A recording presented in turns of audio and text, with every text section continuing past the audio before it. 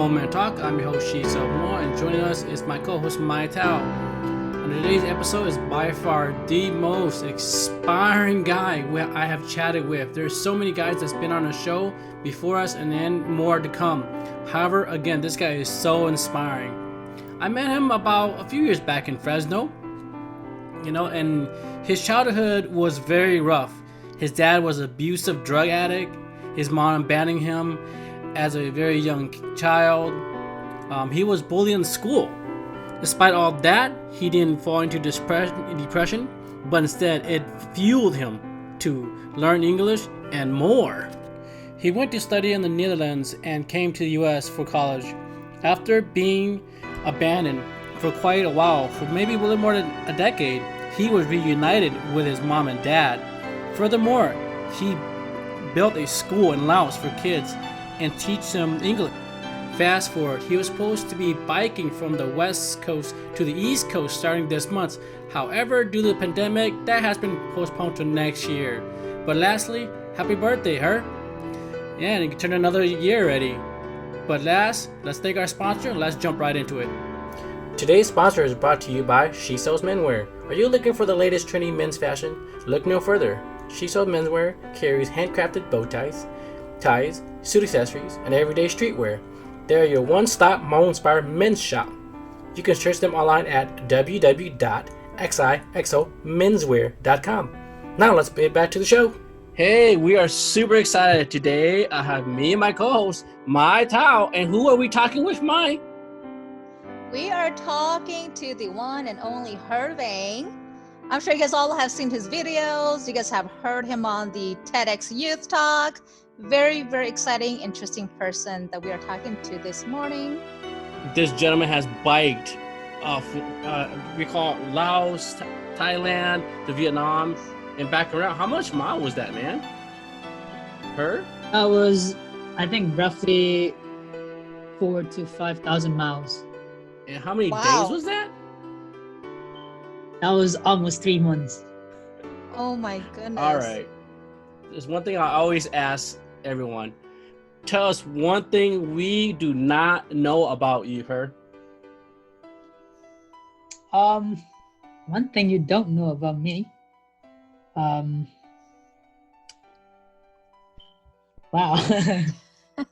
I could help a little. I could help a little because your name is her, right? My first name is she, and then Mai is Mai, so we're all girls talking. No, not funny. Sure. Yeah.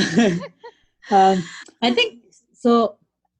I guess one thing that people don't really know about me is that so I actually picked my birthday. A lot of Hmong people picked our birthdays, but I had 3 different birthdays when I was making my passport, so I had to pick one. Oh. Yeah. So what did you pick? So what'd you pick? I picked 21st April 1996. Oh my goodness. Oh, so it's your birthday's coming around. Yeah, it is. The one that I picked. Okay, so what is your real birth date? If you don't mind sharing. I don't know. Oh, you don't know? Okay. I don't know, actually. Okay. Yeah. Wow. Well, good to know. Thanks for sharing. I think my birthday is, so I was born November 25th, 1981. But I always know when I had mom, birthday and my mom was like, gonna birthday ma. I'm like, okay. Yeah, my like today, even like today, people still tell me that like I was born, in March, and some people are like, oh, you were born during the harvest season, and I'm like, that's very different from March. So they give us like different dates all the time, and I'm just like, different people just give different dates. So Hmong people do that a lot, and it's hard to actually know when exactly. Yeah, that's true. It's very true. The big lot of you can notice their date of birth. A lot of them are like in June or July. Like the yeah, so Her, Very, very good to know. yeah, her, you are so inspiring, and I know this is gonna be a super exciting chat. And one thing I wanted to say was, you went to school to Netherlands, right? Yeah, for 2 years. Yeah. For 2 years, and that was your first time ever you went to school. How'd you get the funds to go there? Because I know you grew up in, rice farming. Yeah. So I always wanted to go abroad for school, and um, so I always wanted to go abroad for school, and then that was the reason why I wanted to learn English. So I started learning English on the street, and then I guess me learning English on the street, and also being out at the night market every night just talking to foreigners, that showed how much I wanted to learn. Um, a lot of people helped me to get into like English classes in Luang Prabang, and a lot of people taught me English for free. So when the scholarship came in, they wanted someone who deserved the scholarship. So a lot of the people in Luang Prabang knew me, and then they suggested me to apply. So I applied, and then I got the scholarship, and it was fully funded. You went there because your Wow. brother was there, correct? To Luang Prabang or Yeah. to the Netherlands? No, no, Luang Prabang now. My bad. To Luang Prabang. Yeah, yeah, yeah. If I recall right, your dad was a very, very abusive, verbally and physically, to you and your mom, and it was not only that though, but he was a huge opium addict. Yep, yep. Have you reunite and have a talk with your dad ever since? Yeah, so I actually see him very often now. Um, um, I think for a long, long time because of his abusiveness for a long, long time. You know, like Hmong family, you will always be in the family, even though your dad kind of, even though you don't really like your dad. Um, as a Hmong person, you will still be in the family. He'll still be around you. You just don't talk about it, right?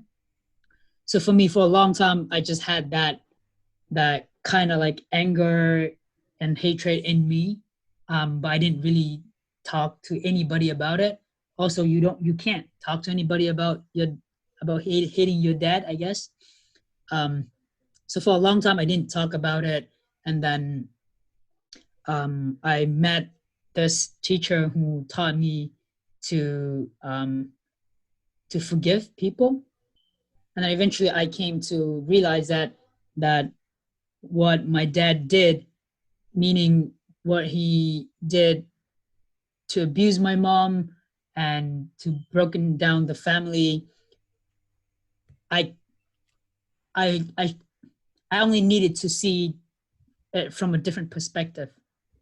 And then I realized that if he hadn't been that way, my life right now would have been very, very different.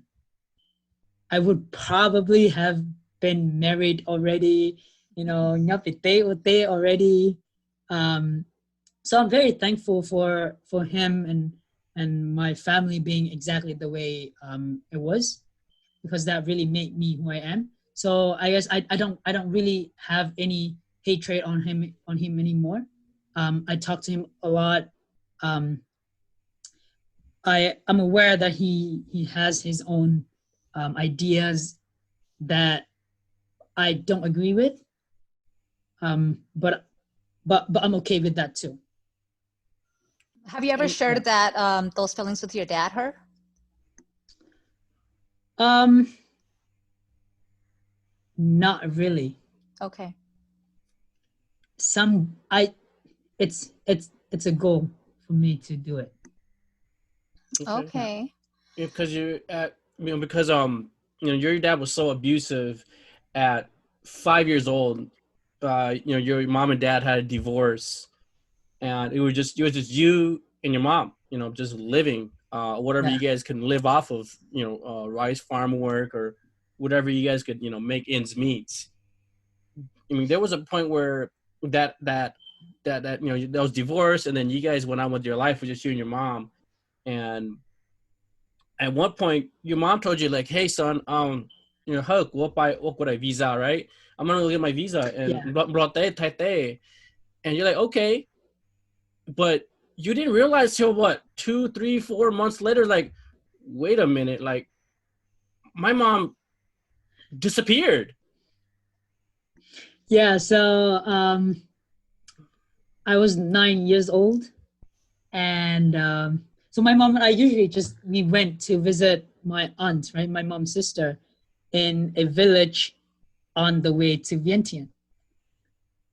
So I always thought, so when my mom came and said, "Hey, I'm gonna go to Vientiane, make my visa, blah blah blah," I thought she was visiting my aunt because the bus was heading that way.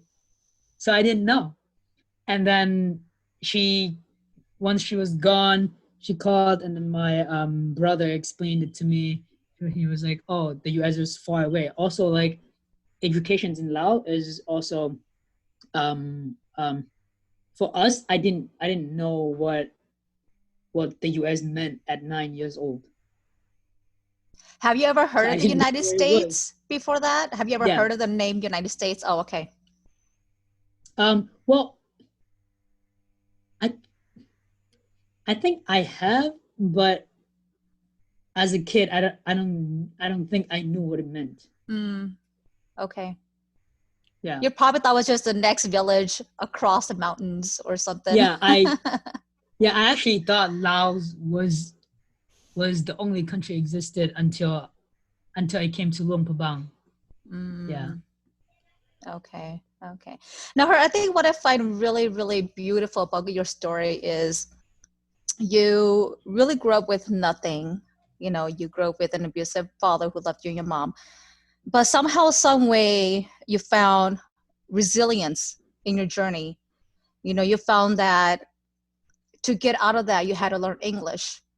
There was a story that you used in one of your videos talking about how you started cycling. You mentioned you started with a broken heart, and you used that, and that's why I find your story so beautiful, because every bump that you came across, you've been able to found strength in it and found resiliency and turned it into something that grew you. How did you do that? I mean, what was going through your mind? Was this something your mom said? Was this something that you remember your dad doing, your dad said? Was this something that you just had it in you? I think as a kid growing up in a broken family, you learn to want more out of life. And because as a kid you always want things that other kids have, right? And you can't have it, so you learn to want those things, and you learn to work for them. So I think as a kid I grew up like that in a way. So I already had that in me a little bit, but when I started learning English, I was also taught those different values of life, on how I want my life to be, and how I can change my life or make my life the way that I want. And that was through learning English on the street in Luang Prabang. I met an American teacher who taught me a lot of those perspectives on life. So I think I learned it from him as well. And then after that, um, um, like now, I kind of see it as in, like, yeah, this thing happened. This thing that I don't want to happen to my life happened, but I can't just sit here and complain about it. What can I do about it to make it better? So for me, um, there's always two ways to see things. You can either see the negative aspect, or you can see the positive aspect. And I choose to see the positive aspect of every problem, because it serves me better than seeing the negative aspect of it. and that's how I live my life. Wow, that is such a strong message, and you're so determined. I mean, we got to the point you're so determined that, after your mom left, you decided to go to school. I mean, you're probably 10, 11 years old, but at that time, you were heavily bullied when you were in school and being kicked around, pushed around, sweared at, and being traumatized from that. But that didn't stop you until you came to an age about 15 years old. That is the biggest turning point of a trajectory in your story. What happened at 15, 16 years old?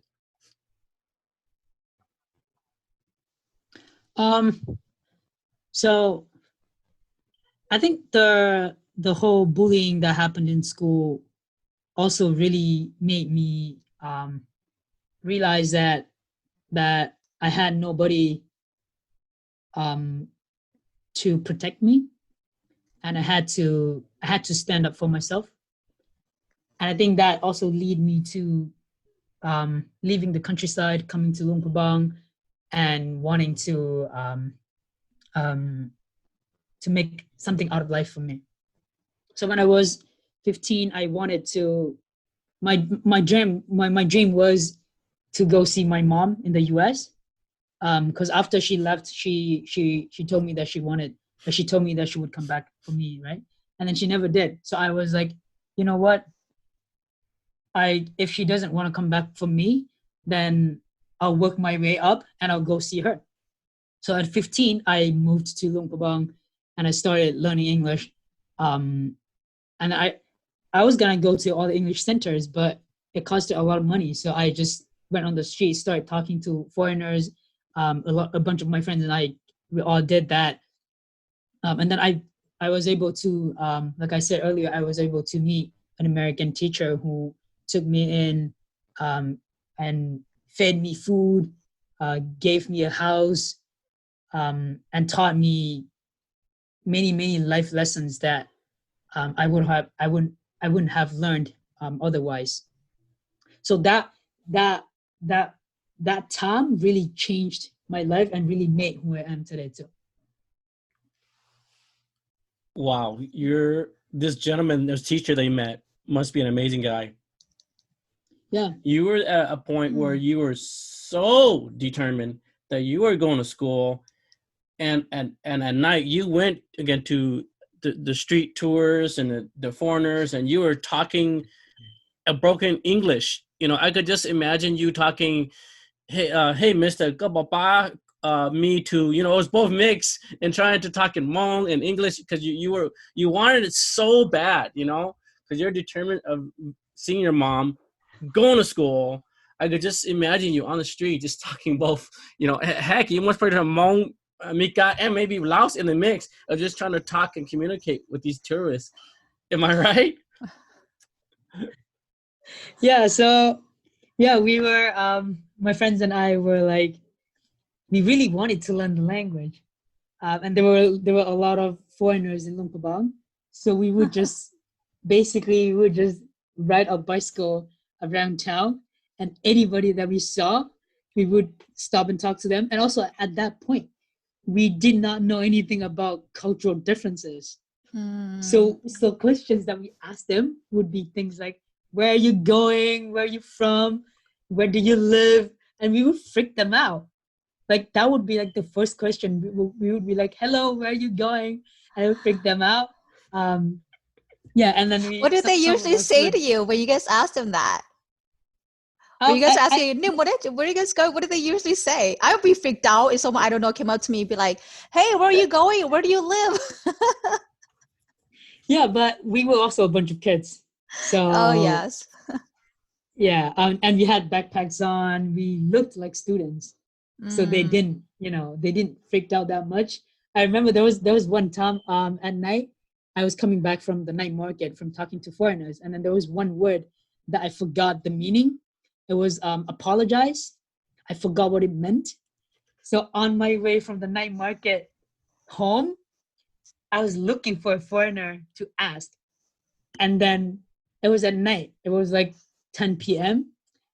and I would stop and I would be like, "Hey, excuse me, um, can you tell me what this would mean?" And then they would run away, and I was like, "Why would they run away? I just wanted to ask one word." Because I didn't know that, like, it's at night, I shouldn't just stop in the middle of the street and then talk to people. So yeah, but we had to learn all those things on the way too. It must have been fun. That must have been really fun. It sounded like it was Yeah, fun. it was really fun. I still miss those times a lot. Oh, well, that's great memories that you have, though. Yeah, it was, yeah. Oh, thanks for sharing that experience. Now I'm gonna be like my kids. Kids, if you guys want to learn anything, just do what her did. You want to learn Chinese? You want to learn Spanish? Just go up to somebody and ask them. It was actually the best way I've learned languages. Mm. So I'm taking Japanese in university right now, and I've taken Spanish for 2 years, and it didn't help at all in university. And Japanese, I, I just think the way languages is taught in school, it's not that helpful, at least for me. Different people might have different ways of learning it, but for me, it doesn't really work well. I have to be out there on the street talking to people. I'm the That's same how way I as you. learn I it. learn a lot of stuff just like you do too. I can be in class Yeah. all day long and nothing registers. Yeah, I actually find that it destroys my passion for languages instead. Oh, Yeah. interesting. Hmm. With that said, then how many languages do you want to learn? I once had a goal of 30 languages. That was before I went to the Netherlands for school. So I was learning English, Spanish, Hebrew, Japanese, Chinese. And then I went to the Netherlands for school, and then school got super, super busy. So I didn't really make it. So you're saying as long as you can bike there, you want to learn the language. That means the whole country on your bike. Yeah. That is a very, very athletic, healthy way of getting anywhere. So kudos to you, her. Uh, Oh my God. So the last I heard about you actually was I just saw a recent video that your plan to cycle across the United States was put to a halt, of course, because of the coronavirus. It's so it's yeah. very I'm so bummed to hear that because that would have been it would have been amazing to see and witness. Yeah, it was actually I think it was one of the biggest trip I've planned and I've been really looking forward to. And I'm really sad that it had to be canceled. But it's probably better that it's canceled for now due to the situation right now there. Sure. Now, for those who didn't know about it, can you share a little bit of what the purpose of the cycling journey was? Yeah. So I run a project that I started here in Laos. It used to be called Dreams Givers, but we changed it to Givers of Dreams. And we've been running it for the past 2 years. We have so basically we provide underprivileged kids with scholarships to go to school and English classes for free. We also have 15 kids living with us in the house that we rent in Luang Prabang. So the purpose of the bike trip was to fundraise, to keep the project here, and to continue helping the kids from the countryside so that they can go to school, and also feeding the kids that live here. Beautiful, beautiful, so inspiring. So inspiring. You started that project about shortly after your TED Talk. That was about 3 years ago. Yeah. You know, I mean, not only that was 3 years ago. You also went to school in the U.S. because you landed a full ride scholar to the U.S. And on top of that, 13 years goes by. You met your mom. That's where you guys Yeah, I think it reunited. was 11 years. 11 years. Okay. Yeah. And then now you are, you know, you founded now Dream Givers, but now it's called Giving. What? Say that again. Give us a dreams. Give us a dream. Give us a Okay. dreams. Love that. I love your mission. I love your vision behind it. It is very inspiring.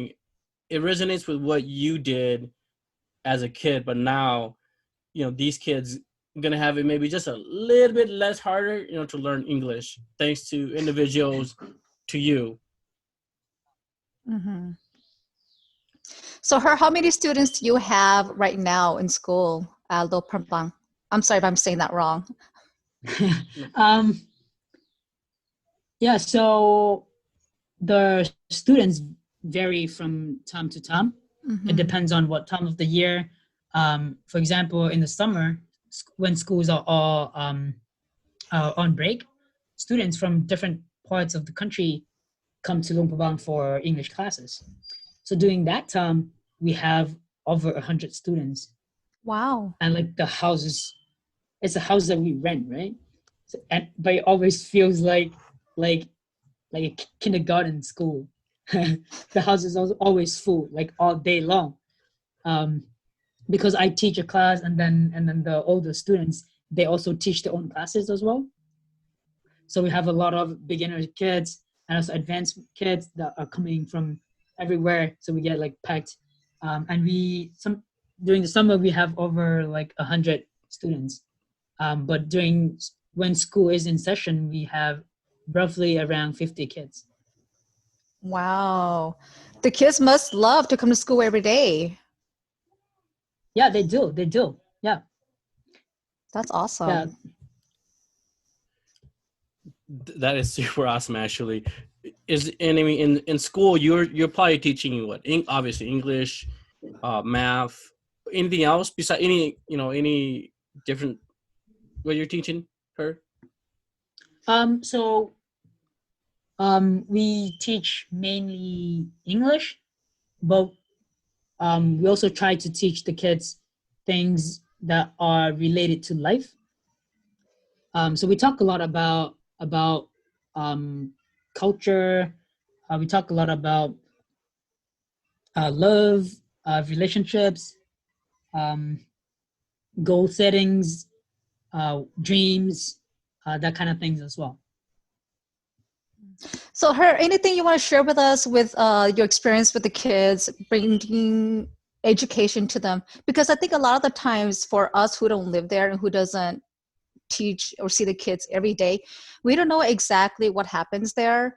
What is the kind of reaction you get from the kids or the parents? Are they appreciative? Are they happy? Or are they more like, oh, maybe it's not good? What is there a great experience or a great moment where it just sets you and you're like, man, you know what?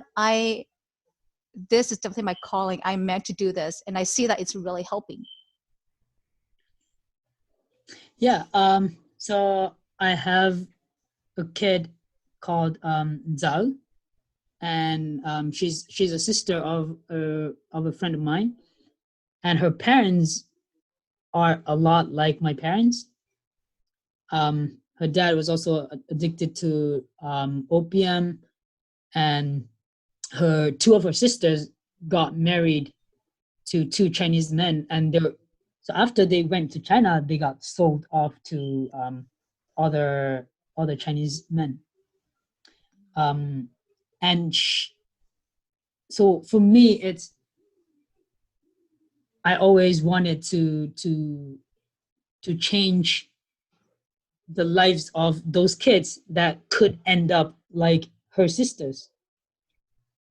and we brought her in. She came in. She knew nothing. She didn't know anything about English, and then 2-3 months passed. She was speaking some English, and then she came and she said to me that she was like, "Hey, I don't want to be like my sister. I want to have a better future. I don't want to get married off to China like one of my sisters." And I think that was a moment that I was just there, and I'm like, yes, you are not. I can see that you're not going that way anymore. I can see that you have a future now, only because now you're able to speak English. You can get a job in a private company here in Laos, and you'll be well off, and you don't need to get married to an older guy so you can survive. So that was a moment when I was like, yes, I was meant to do this. Oh my Yeah. gosh, that literally like brings tears to my eyes. You don't see it hurt, but I just got goosebumps all over my body because that is just such a happy story. That is just one, but you have made so much impact already, and many more is to come. I mean, these I impact. think one Yeah, go ahead. I think one thing that I also see in a lot of the kids um, is that I wouldn't say I'm the first Hmong person to go to the US for a 4-year university scholarship, because I don't know if other Hmong have already done that. But I think in Luang Prabang, I'm one of the first. And when I was trying to get the scholarship, well, when I had the dream, and when I was trying to get, you know, the opportunity to go study abroad, I didn't know anyone who's done that, right? So all my friends and I, we all wanted to study abroad, but we didn't know anybody. So we were just working on something that we didn't even know if it was possible. We all had this dream of studying in America, but no one's done it yet. So we were like, yeah, we have this dream, but we don't know if it's possible. But now that I've done that, I've gone to the US for university and coming back, a lot of the kids here look at me, and I think they don't just see me as a model, they see me as a possibility for them as well. Yeah. So I think, Beautiful. yeah, every kids that come to study here, not every kids, but many of the kids that come study here, when you ask them what they want to do, a lot of them will like, hey, I want to go study abroad, um, and I want to come back and also help the community in a way that I can. So I think for me, just just me being here working on this project, helping the kids and seeing that the kids want to do something similar, or want to help and give back to our community here, I think that was something that just really touched me as a teacher for them. How many teachers are at the school? It's you, and it sounds like you have also friends that are teachers. Yeah, so I have a few friends that come over to help. So it's all volunteer. Okay. We don't. None of us is getting paid. Sure. It's all volunteer work, and some of my friends come over to help teach the more beginner classes, and also there are students that I've been teaching from the start, from the very start of the project.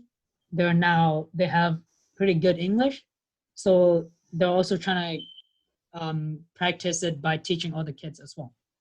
Yeah, we see your videos that you constantly share with the students, and it brings joy to a lot of our faces. Yeah. So thank you for that. Thank you for keeping us updated with your progress and all that. Thank you so much for that. We got like less than 5 minutes. So uh We can add what on. I still want to talk to her. you still want? Okay. All right. In that case, then I I think will. I think one thing that Unless you got to go to sleep her. oh, I'm good, but Okay. I think that one thing that I've often heard when I'm in the US is a lot of Hmong Americans, they kind of have this Stigma or this idea. attitude towards Okay. Hmong American kids.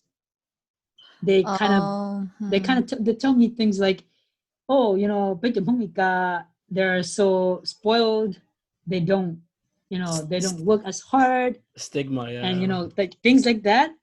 And like, I do understand that, but also like I think me working with the kids here has really helped me understand that if we were to put the kids in Laos right in the US, they would act exactly the way that the kids in the US. So Her, when you were here in America, was it last year?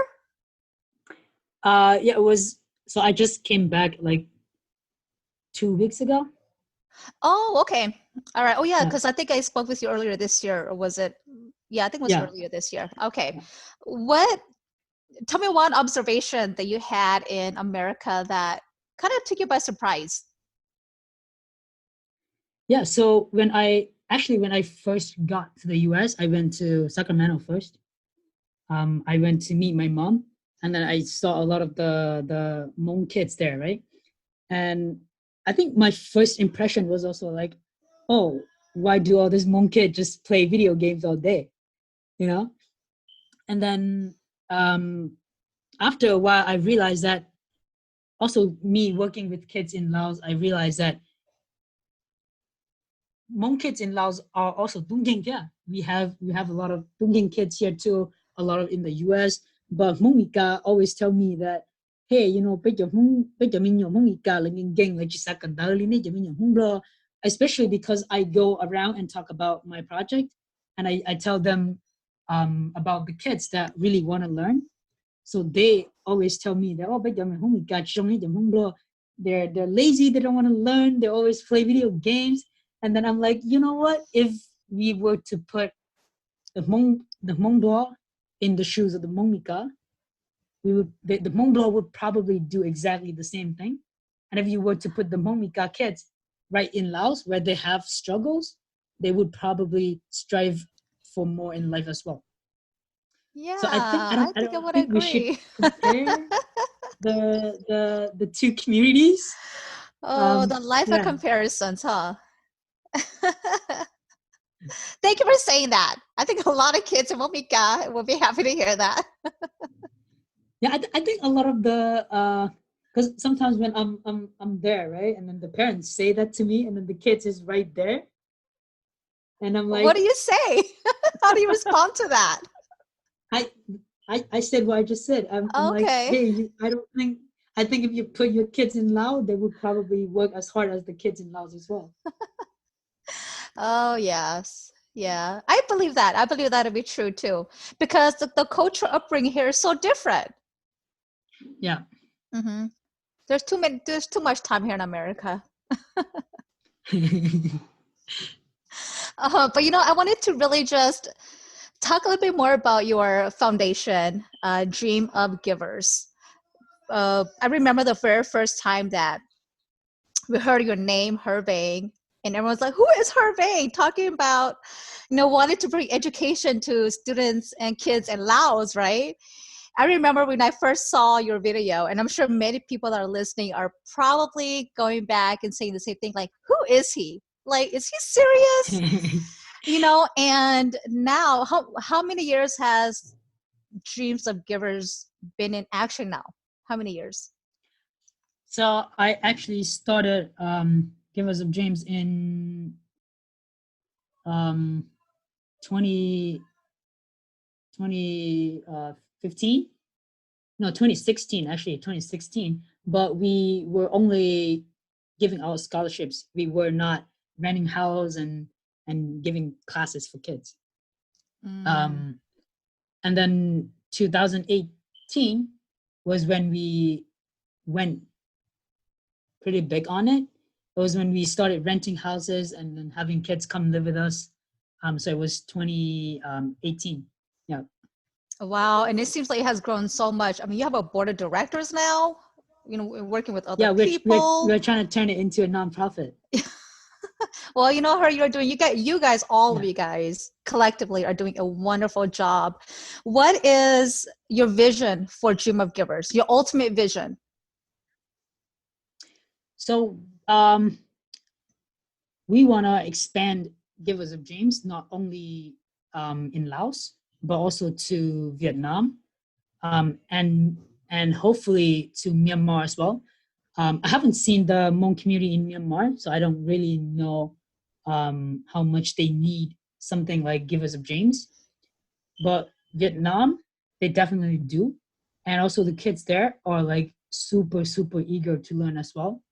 So our ultimate goal is to bring Givers of Dreams to all the Hmong communities in developing countries. Okay, and I'm sure there are days where there are tough days, right? What what is your anchor that you use to get you up every day to do what you do? Because I'm sure it's not easy. um, I love it. I love what I do. And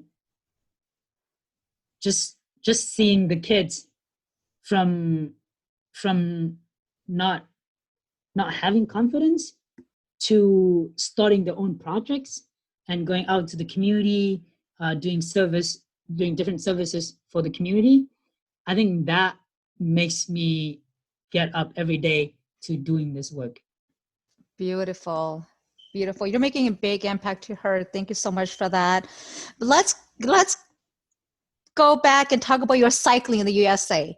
Any plans about resuming it in the future? Of course, I'm sure right now everything's up in the air, but any plans about resuming it later this year or pushing it out to next year? And what kind of support are you looking for that? Yeah, so we are we are not canceling it. We're just Good. postponing it to next summer. Um, for one, I love cycling and I love traveling, so I'm not gonna cancel it. But also, um, we want to expand Givers of Dreams on a bigger scale, and we want to register in Laos, and also we want to send kids. We want to take our kids in Laos to summer schools in the U.S. Oh, So okay. so we'll need the fundings for all of that. Um, Either registering here and registering in the US and also sending the kids there, providing more scholarships, not only to high school students, but also to university students as well here in Laos. Okay. Also, because our kids are graduating, some of them are graduating high schools and they're going towards universities. And that will cost a lot more. So we Oh, want to be okay. able to support them on the university journey as well. So Okay. we'll definitely continue the bike trip, and we're looking for people to come out and ride with me parts of the trip, and also help host or like host a reception where I will be talking about the project, and we'll be doing fundraising a little bit. Yeah. Oh, okay. When are you planning to come back to the United States this year at some point? Yeah. So hopefully, if the virus situation gets better before the fall semester, then Mhm. I'll be back in the fall. And then the trip will start in April next year. Okay. Okay. Can you share what grades do you guys teach from? Just mentioned high school. Do you guys teach from like I guess kindergarten to all the way to high school? Um, I don't really teach the kindergarten kids, Okay. but my students teach the more beginners classes, so they have kids from like 5 years old all the way to like 12, and I teach kids from like 13 all the way to like 18 and 19. Okay. Awesome. Well, I can't say enough. You know, I think you've done a wonderful job. And when you come here to cycle, I hope you get a big, like 1,000 cyclists with you to go. or just on the sideline to just be like, woo! Yeah, thank you. Yeah, most Also, definitely. No, we thank you. the Hmong community there has been very, very helpful towards what we are doing here. So yeah, I want to thank everybody for that too. Yeah, anyone who's watching, I want to thank everybody for that too. For sure, for sure. So make sure you update us on when your cycling continues again so we can send the words out there and let everybody know. Yeah, we'll do. Mm-hmm. The map that you made out is from Sacramento and all the way to Maine. We'll have that all in the description and all on the website too. And Yep. and being part of, we love your mission. We love what you do. You know, I'm gonna add your website on to our website as well too, so they could hop on over and check you out too. I'm looking forward for the cyclists, especially when you're in the Twin City. Come on, ride with you. Oh, yes. Yeah, that'd be great. Yeah. And I don't need a bike, but I definitely would join this one. Yeah, great. Yeah. Looking Is forward to anything it. is there anything else from you, Mike? Nope. Mm-mm. Well, I want to wrap things up here. Can you tell us what is it to be a Hmong man? I think that so. I've gone to different Hmong communities. I haven't seen the whole community yet, but I've gone to a few different ones, and I wouldn't say I completely understand what the Hmong Vietnam is like or what the Hmong Thai is like, but I would say overall, from what I've seen, I think being a Hmong man today means that we have to support our sisters. I think a lot of the reasons why we are hold back in a lot of the things in life is because our sisters are incredibly smart, but they're not allowed to flourish the the the intelligence and the abilities. So I think if you're a Hmong man, I think you have the responsibility to also support your sisters in any way that you can. I think I'm saying specifically for Hmong Lao and Hmong Vietnam, because I think we are still 非常教理不统一. We still think that our sister's gonna get married and then they're gonna live with all the family, but I think they're also human, and we need to support them as well. Okay. How do you feel? How do you figure that's going to help the Hmong men her? I think I've heard that a couple of times actually, even from Hmong men, but I think I'm trying to understand what that means for you. If you were to help the Hmong women flourish and achieve the goals and dreams, how does that help also the Hmong men grow? I think I think one of the reasons why we don't want our girls to flourish is because of the ego that we have too, right? I think that's one of the reasons I see very often. It's the ego that we have as a Hmong man. We always want to be in power all the time, and I think that we need to put that down. Yeah, that's it. I think that we need to put that down in order for us to thrive as a community. I think that we just need to put that down. Yeah, that makes sense. It does.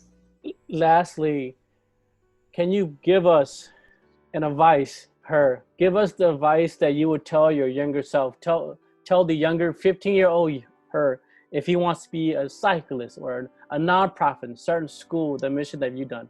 Can you give us that advice? Two things. So the first thing I would give myself my 13-year-old advice is be proud of being Hmong. Because there were times when I was hesitant, or when I wasn't proud of being Hmong. So that was the one thing I would tell myself. And then the second thing is know your self-worth and know that you have values too. Because I think a lot of kids these days, they see what other people have or what other people look like, and they want to look like them. And I think in order for other people to like you, you have to like you first. You have to value you first for other people to value you. So that would be the second advice I'd give myself. Okay. Spoken with truth. Thank you for sharing that.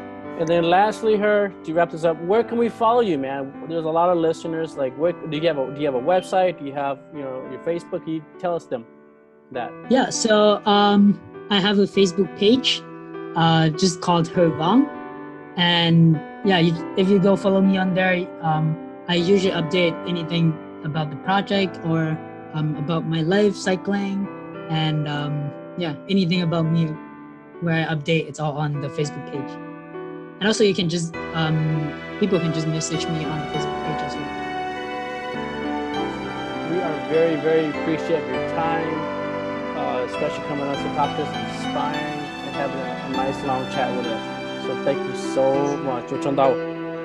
Thank you, Herb. Thank you for making the time. Thank you for staying up late and chatting with us. We look forward to your visit sometime in the next year, and hopefully we get to cycle together. Yeah, that would be great. Yeah. All right. Well, that ends our episode. If you haven't yet, visit our official website at www.hmongmentalk.com or like and share us on Facebook at Hmong Men Talk. Shout out to DJ Peter. Thank you for letting us use your beat and your music. Again, you can check him out on YouTube, DJ Peter. Thanks, man.